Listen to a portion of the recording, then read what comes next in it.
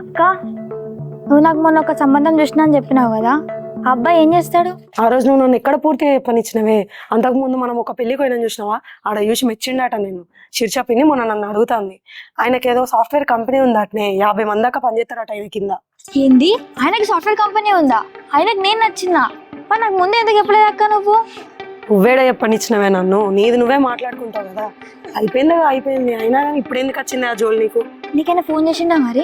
రోజు ఫోన్ చేస్తూనే ఉంటాడే, నాకే వీలు కాక మాట్లాడతలేను. కానీ ఈరోజు ఎట్లా నన్ను ఒక లెక్క చేసి ఫోన్ చేసి చెప్తా. స్ఫూర్తికి ఇంకా పవన్కి ఎంగేజ్మెంట్ అయింది. అబ్బా అక్క, ఏం చెప్పకే నువ్వు ఫోన్ చేసే ముందు నాకు చెప్పు. నాకు తెలియకుండా ఏం చెయ్యకు.